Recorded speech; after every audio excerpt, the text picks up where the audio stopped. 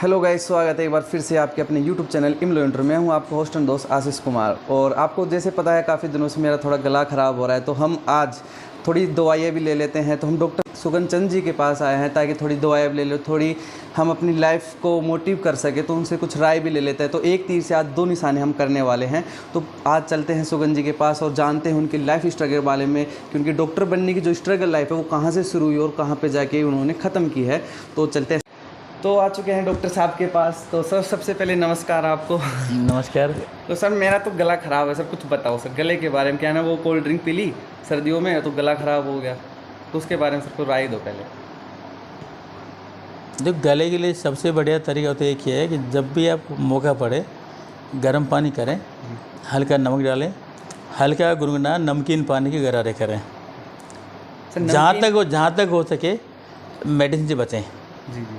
एक चुटकी भर नमक डालना है अच्छा। एक गिलास पानी में, जी, तो गला ठीक हो बस जाएगा। उसे गरारे करने, दिन में 2 बार करो, ठीक हो जाएगा। तो सर सबसे पहले सर आप एक डॉक्टर, बहुत अच्छे डॉक्टर, मैंने काफ़ी सुना हॉस्पिटल में आपका काफ़ी नाम है, काफ़ी भीड़ लगती है।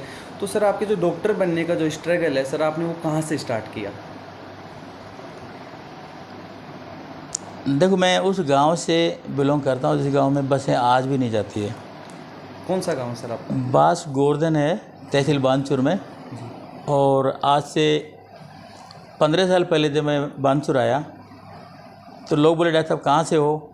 मैंने कहा मेरे गांव बास गोवर्धन है। तो बोले बास गोवर्धन कहाँ पर है? मैं कहा तहसील बानसूर में। क्या नहीं है? अरे भाई, मैंने कहा है क्या नहीं है?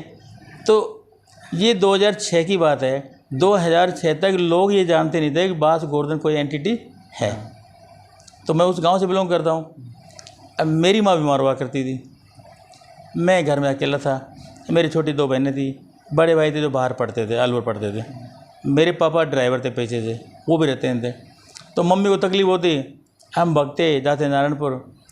एक बार बरसात का समय था, वो लेने गए आरएमपी को, तो उनको छत्ता मैंने पकड़ा। आरएमपी साहब नीचे नहीं चले, उनका एक हाथ में बैग एक हाथ छत्ता, वो चले। और तब से एक जुनून हो गया, अब डॉक्टर साहब बहुत बड़ी पोस्ट होती है, बैग कोई पकड़ेगा, छत्ता कोई लेगा, वो चलेगा। अन्यथा मेरे 99% मार्क जो थे वो मैथमेटिक्स में आया करते थे। और वो भी हमारे टीचर कहते थे कि मैं 1% हम काटते हैं, बाकी मेरे 100 में 100 नंबर थे मैथमेटिक्स में, तो मैं बनता इंजीनियर बनता। तो सर आपकी पारिवारिक स्थिति क्या रही सर? आपके फादर क्या करते थे? मेरे फादर ड्राइवर थे, जी मेरी माँ गृहिणी थी। जी बिल्कुल। हमारे इनकम सोर्स ज़्यादा का नहीं था, नहीं हमारी ज़मीन थी, हमारे सिर्फ एक घर था रहने का। और सच तो ये है कि हमारे पास पढ़ने के लिए चिमनी में तेल नहीं था। मेरी माँ रोटी बनाती तो हम फूंकनी हुआ करती थी, उससे आग जलाते चूल्हे में, और माँ रोटी सेकती, मैं चूल्हे के सामने किताब यूँ करके पढ़ लेता था। उस स्थिति में आप डॉक्टर बने? और मैं कई बार चांद की चांदी में पढ़ा हुआ हूँ, मेरी याद आता है। सर मैं बता रहा हूँ, अगर मेरे सामने 10 लाइट रखती जाए ना तो सर मैं तभी भी नहीं पढ़ सकता। और आप एक जो चूल्हा है सर उसके सामने पढ़ो, मैं तो चूल्हे के बहुत सामने पढ़ा बड़ी हुआ बात हूँ। है। तो क्योंकि आजकल के जो युवा है सर, उन मोबाइल से फुर्सत नहीं मिलती, तो सर पढ़ने का तो सर बहुत दूर दूर तक ये है कि अगर मम्मी पापा बोलते हैं तो ठीक है 5-10 मिनट के लिए पढ़ लिया, ठीक है। लेकिन जो सर वो मोबाइल की लत है ना सर, वो आज तक नहीं छोड़ते। तो सर जब आप पढ़ाई करते थे सर, उस टाइम मोबाइल की क्या स्थिति थी? मोबाइल थे या नहीं थे? उस समय मोबाइल तो बहुत दूर की बात है, लैंडलाइन फ़ोन नहीं थे उस समय। तो सर किसी से अगर कांटेक्ट करना हो तो? उस समय गांव में तार नाम से एक हुआ करता था, एक तार आया है। सर मैंने सुना तार में कुछ लिमिट तक ही शब्द लिखे जा हाँ, लिमिटेड शब्द थे उसमें, तो उनको भेजा करते थे बस। तो सर मैंने सुना आपकी जो माता जी थी उनके कैंसर था, उन्हें कैंसर था। तो आपके जो डॉक्टर बनने का जो जुनून है सर आपकी माता जी से आया? बस माँ को देख के आया। जीवन आप इंजीनियर बनने का आपका? हाँ, सपना था मेरा। तो सर आपने कॉलेज? दूसरा ये है कि आप कहते हो पारी को पढ़ती थी, मैंने MBBS तक किताबें सेकंड हैंड खरीदी है। Second hand? फर्स्ट हैंड किताबें मैं जब MD में आ गया था, जब हमें पैसा मिलने लग गया था, तो किताबें खरीदी है। MBBS तक मैंने सेकंड हैंड किताब खरीदी है, वो मेरा परिवेश था। सर स्टार्टिंग से जब आप फर्स्ट क्लास से जब आपने 12th की सर, उसके बारे में कुछ बताओ। जब मैं 6 साल का हुआ, 5.5 का हुआ, मैं मेरी माँ बहुत खिलाती थी, मैं अच्छा शरीर में अच्छा मजबूत था। हमें पढ़ाया गया, भेजा गया स्कूल। हमारे गांव में स्कूल थी नहीं, हमारे से 2.5 किलोमीटर दूर स्कूल थी छतरपुरा में, वहाँ हम जाते पैदल पैदल। और मेरे याद आता है कि गर्मियों के समय में कई बार हमें आकड़े के पत्ते पाँव के बांध लेते थे, क्योंकि हमारे पास चप्पल नहीं हुआ करती थी। वकील साहब हम आकड़े के पत्ते पाँव के बांध के और भग लेते थे। हमने वो दिन देखे हैं। ये क्लास भी मेरी नारायणपुर से बाद में चले गई 9th 10th 11th के अंदर। मेरे भाई की शादी हुई जब मैं 9th में था, तो हमारे पापा ने हमें नई चप्पलें ला के दी, नया पजामा सिलाया, बड़े खुश हुए थे। बाकी हम निकर और उस ज़माने में कमीज हुआ करता था खाकी, वो पहनते थे। सर आपने अपनी जो स्ट्रगल लाइफ उसमें सर आपने कभी मजदूरी की हो या फिर किसी और के अंडर में रह के आपने सर काम किया? हम लोगों ने तो सारे काम किए हैं। पहले खेतों में जब कटाई होती है, उसके बाद बालें गिर जाती थी, उसको हमारे सिल्ला कहते थे, हम वो भी चुगते थे, हम कटाई भी करते थे। उसके बाद में हमारे पड़ोस में नांगलेड़ी क्या है खान, हमने खान में भी काम किया छुट्टियों के अंदर। अलवर में शुगर फैक्ट्री है, वहाँ भी मैंने बेलदारी की है। दिल्ली में खारीवाड़ में मैंने पलदारी की है। जी सर, जैसे हमने सुना है काफ़ी लोगों से कि 18 साल से पहले किसी बच्चे को काम नहीं करवाना चाहिए, बाल मजदूरी कहलाती है। आपने 14-15 साल की उम्र में बाल मजदूरी करी है, तो सर ये कहना गलत नहीं होगा कि जो बच्चे फिल्मों में काम करते हैं वो बाल मजदूरी नहीं, वो टैलेंट कहलाता है। पर मजबूरी में जैसे आपने या फिर और कोई बच्चा अगर होटलों पे अगर काम कर ले, मजदूरी कर ले, वो बाल मजदूरी कहला जाती है। ये सर आपको ठीक नहीं लगता कि गलत हो रहा है? मजबूरी में काम करना, मैं सोचता हूँ उसको बाल मजदूरी नहीं कह सकते। मेरा एक ध्येय था, एक टारगेट था, मैं डॉक्टर बनूँ। डॉक्टर बनने के लिए पैसे भी चाहिएगा, कपड़े भी चाहिए, तो मेरी मजबूरी थी, अगर मेरे को मजदूरी करनी पड़ी। हमने सुना है कि सरकार सहारा देती है, आस पड़ोस सहारा देते हैं, लेकिन हमारी माँ ने हमें सिखाया था कि दूसरों के आगे रोना और अपनी आंखें खोना। दूसरा वो कहती थी कि रोया राबड़ी कोई ना खा ले। तो हमारी माँ ने ठोक ठोक के शिक्षा दी थी, कभी किसी के सामने हाथ नहीं फैलाना चाहिए। तो हमने किसी सामने हाथ नहीं फैलाया, हमने मजबूरी में मजदूरी की है, काम किया है, पैसा कमाया है। और मैं नहीं सोचता कि यदि कोई बच्चा 14 साल का है और शारीरिक स्वस्थ है, तंदुरुस्त है और वो कमा के खा रहा है, तो मुझको मैं बाल मजदूरी नहीं मानता। बेशर्त उसकी बेसिक जो चीज़ें हैं, पढ़ाई डिस्टर्ब नहीं हो, उसका जो बेसिक नीड है वो डिस्टर्ब नहीं हो। नाटक और मूवी है जी, उसमें जो कैरेक्टर जो हैं वो एज डिपेंड करता है। बालक का जो कैरेक्टर है वो बालक निभाएगा, बड़े का बड़ा निभाएगा, बूढ़े का वहाँ पे वेशभूषा चेंज हो जाएगी। यंग जो आदमी है उसके वेशभूषा चेंज कर दो, ड्रेस चेंज कर दो, डाई लगा दो, वो बूढ़ा बन सकता है, लेकिन यंग आदमी कभी भी बालक नहीं बन सकता। तो बालक का जो रोल है, बालक का जो कैरेक्टर है वो बालक करेगा, मैं उसको बालक मजदूरी नहीं मानता हूँ। सर आपने कॉलेज कहाँ से किया? MBBS किया मैंने संपूर्णानंद मेडिकल कॉलेज जोधपुर से, और उसके बाद में MD किया मैंने RNT मेडिकल कॉलेज उदयपुर से। सर कॉलेज में आपके कोई किसी प्रतियोगिता में भाग लिया हो आपने? कॉलेज में हम प्लेयर हुआ करते थे, लेकिन एक बार हमारे टाइम में मिस्टर कॉलेज प्रतियोगिता हुई थी जी, उसमें कॉलेज का मिस्टर बना था। मिस कॉलेज और मिस्टर कॉलेज हुआ करते थे, तो मिस्टर कॉलेज में बना था, जिसको हमें ट्रॉफी मिली और ट्रॉफी आपके सामने जी। तो सर ने ये जो ट्रॉफी है ये हासिल की थी 1990-91 में। तो सर तब आप बॉडी बिल्डर हुआ करते थे, पर आज सर आप बॉडी बिल्डर में इंटरेस्ट नहीं है आपका, ये कैसे बदल गया सर अचानक से? नहीं, बॉडी बिल्डर में तो आज भी मैं हूँ। आज भी मैं 4 बजे उठता हूँ, तो योगा करता हूँ, घूम के आता हूँ। अरे मैंने 2 दिन पहले साइकिल खरीदी है, जो अभी मैं 10 किलोमीटर साइकिल चलाता हूँ। तो स्वस्थ रहना, फिट रहना मेरा आज भी ध्येय है। सर मैंने सुना सर MBBS कॉलेज में सबसे ज़्यादा रैगिंग होती है। सर आपकी कभी रैगिंग हुई है? मेरी रैगिंग जम के हुई है। सर कुछ किस्से बताओ सर आपकी जो रैगिंग के सर। लेकिन हमारे टाइम में रैगिंग के मैं कुछ हद तक पक्ष में भी हूँ, क्योंकि रैगिंग से कि इंटरपर्सनल अटैचमेंट बनता है। हमारे सीनियर्स हमें मेडिकल कॉलेज में हमारे पास डेड बॉडी होती हैं, वो फीमेल भी हो सकती हैं और मेल भी हो सकते हैं।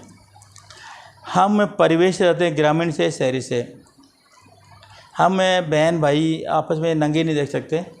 हमारे जब डेड बॉडी नंगी होती है तो हमारी आंखें बंद हो जाती हैं। तो हमारे जो सीनियर्स होते हैं वो हमें नंगा सिखा देते हैं, एक ग्रुप में नंगा कर देते हैं, तो हमारा भय खुल जाता है, हमारी ओपनिंग हो जाती है। अगर हम जो हैं वही दूसरा है, हमारे को एक दूसरे से शर्माने की ज़रूरत नहीं पड़ती है। एक प्लस पॉइंट ये है। दूसरा ये है कि हमारे सीनियर्स रैगिंग के बाद में हमें अच्छी तरह जानते हैं कि ये लड़का कैसा है, कैसा पढ़ाई करेगा, कोई दिक्कत होती है तो हमारे का सहयोग करते थे। तीसरा रहता है कि हमें हमारे सीनियर्स का रिगार्ड करना चाहिए, वो हम सीखते थे रैगिंग में।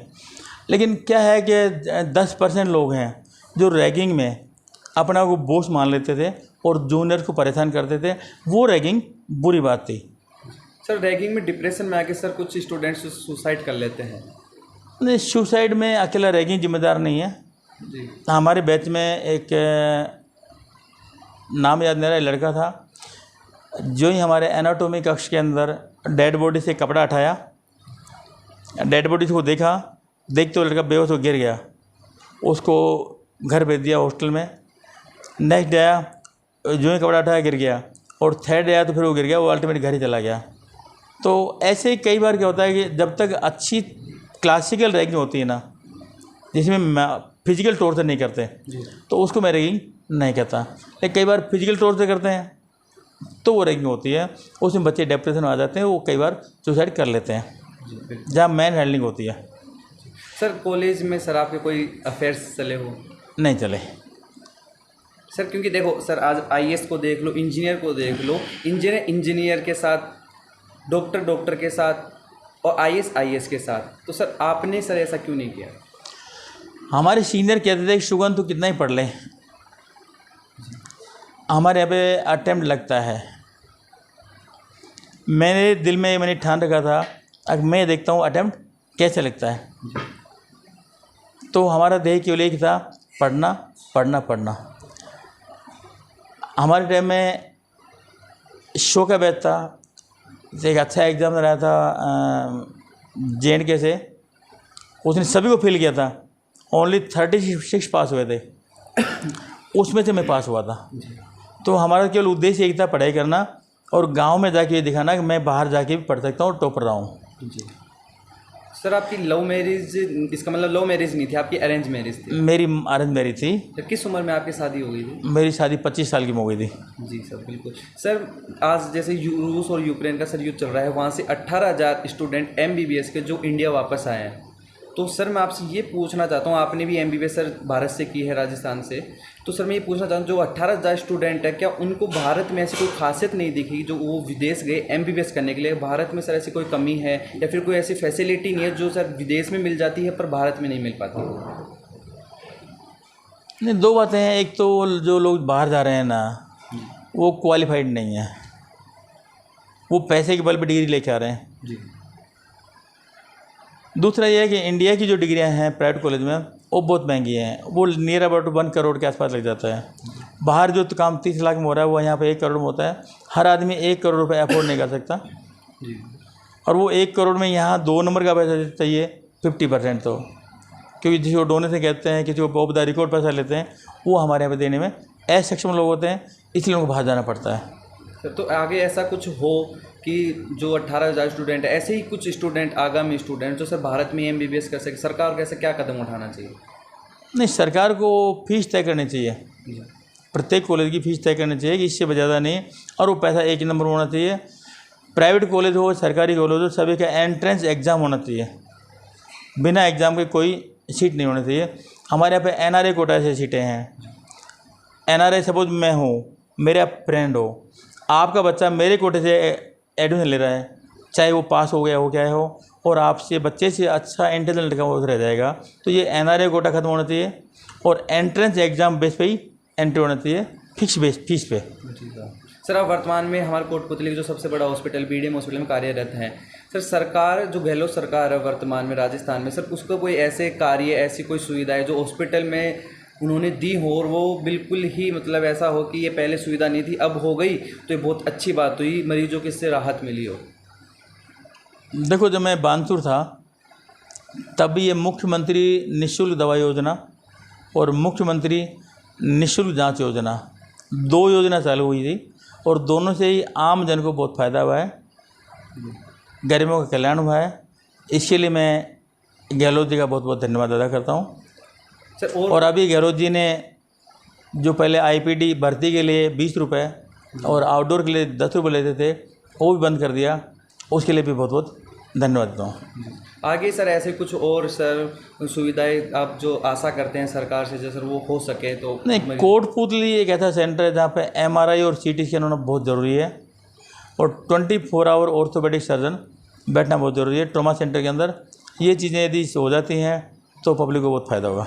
जी सर, मैंने आपको कई बार नोटिस किया, मैंने हॉस्पिटल में देखा सर, आप एक जो आपका पुराना स्कूटर सर आप उस पे जाते हो, और मैंने काफ़ी डॉक्टरों को देखा जो सर अपनी बड़ी बड़ी गाड़ियों में जाते हैं। सर ये क्या है, मतलब आप डॉक्टर होते हुए सर एक साधारण से स्कूटर में आप चले जाते हो? देखो, थोड़ी देर अपन साइंस से हट जाते हैं। जी मेरी माँ के कैंसर था, मैंने बताया था। बिल्कुल। हम लोग बीकानेर भर्ती थी मम्मी, मैं धर्मशाला में बैठे थे, मैं, मेरी माँ और मेरी छोटी बहन। उसी धर्मशाला में एक सिंधी लेडी हुआ करती थी, उसकी बेटी कैंसर था। शाम का समय था, बैठे बैठे मेरे आंसू आ गए। वो लेडी पास में आ गई, हम उसको माँ कहते थे। वो मेरे सर पे हाथ रख के कहती, बेटा क्यों रो रहा है, हाथ तो तेरी माँ ठीक हो गई। मैंने उससे कहा, मम्मी मेरी माँ ठीक हो रही, सही बात है, लेकिन मैं मेरे ज़माने में स्कूल टॉपर रहा हूँ। अब मेरे को लगभग 1.5 महीना हो गया कॉलेज छोड़े, जोधपुर छोड़े हुए। मेरी वहाँ पे गैर हाजिरी होगी और मैं एग्ज़ाम नहीं दे पाऊँगा, और मैं वहाँ फेल हूँगा तो गांव वाले कहेंगे शहर में जाके बिगड़ गया। लेकिन सच ये हुआ कि मेरी 45 डेज़ की वहाँ पे प्रेजेंट लगी कॉलेज के अंदर, और मेरी अटेंडेंस जो शॉर्ट नहीं हुई, और मैं एग्ज़ाम दिया और पास हो गया। इसलिए मैं कहता हूँ दुआएँ बहुत ज़्यादा काम आती हैं माँ बाप की। और जो ये शूट रहना, ये मेरे ससुर जी जो थे उनकी नेक कमाई का है, वो मेरे को बहुत दुआ दिया करते थे। तो जब तक ये चलेगा, ये चलता रहता है, मैं उनको याद करता रहता हूँ, उनकी दुआओं को फील करता हूँ। इसलिए स्कूटर मेरे लिए बहुत ज़रूरी है। स्कूटर की सर ये कहानी है। मैंने काफ़ी लोगों से सुना कि यार सुगन जी एक साधारण से स्कूटर हो जाते इतने बड़े डॉक्टर होके, तो आज उनका कन्फ्यूजन भी सर दूर हो गया है।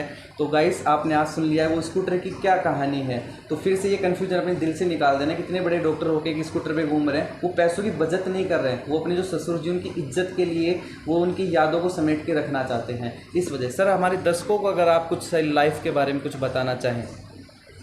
नहीं, मैं तो ये कहूँगा अभी जो मौसम है वो चल रहा है, घर से निकलें पानी खूब पी के निकलें। जहाँ तक है पनीर की सब्ज़ी नहीं खाएं, बर्फ़ी वगैरह नहीं खाएं।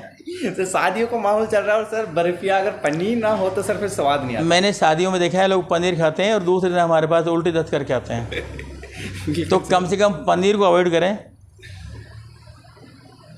सर। और सर ढक के चलें। सर लाइफ मोटिवेशन के बारे में सर, क्योंकि आजकल के युवा सर काफ़ी सार फ़ोन पे सर बिजी रहते हैं, रात को 2-3 बजे तक सर वो फ़ोन पे बिजी रहते हैं सर, उसके लिए आप क्या कहना चाहेंगे? देखो, मैं तो ये कहूँगा कि आज के ज़माने में एक तो जो फेसबुक है और व्हाट्सएप है, उसको टू द पॉइंट देखें। कोई आदमी अपना चाहे जो भेज देता है उसको ना देखें, उस पर अमल ना करें। अपने जीवन में किसी एक व्यक्ति को माता पिता, गुरु जी या समाज में किसी को आदर्श माने, और उसकी आदर्श लाइनें हैं उनको फॉलो करते चलें। बिल्कुल सर, आपसे मिलकर बहुत अच्छा लगा। तो गाइस आज हमारे साथ सुगन जी सर बैठे हुए थे, उनसे मिलकर बहुत अच्छा लगा। मैं काफ़ी टाइम से इनके घर पे आया हुआ था, सर मरीजों का इलाज कर रहे थे, तो बहुत ही अच्छा लगा। सर का जो स्वभाव है, सबसे ज़्यादा उनका स्वभाव है जो मेरे दिल को छुआ। तो मिलते हैं आपसे नेक्स्ट वीडियो में। हमारी जो बातचीत का सिलसिला उसको यहीं ख़त्म किया जाता है। तो ऐसे ही और वीडियो देखने के लिए हमारे चैनल को सब्सक्राइब कीजिए, इस वीडियो को लाइक कीजिए और शेयर कीजिए अपने दोस्तों के साथ। तब तक के लिए नमस्कार।